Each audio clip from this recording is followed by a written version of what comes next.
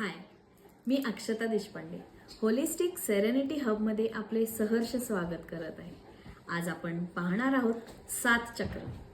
7 चक्र ही शरीरातील ऊर्जा केंद्रे मानली जातात, जी योग, आयुर्वेद आणि आध्यात्मिक परंपरेत महत्त्वाची भूमिका बजावतात.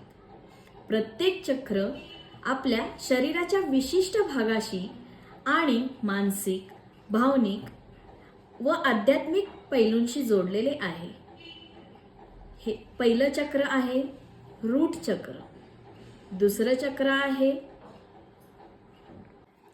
चक्र आहे स्वादिष्टान चक्र म्हणजेच सॅक्रल चक्र.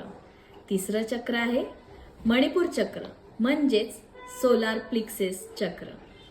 चौथं चक्र आहे अनाहत चक्र म्हणजेच हार्ट चक्र.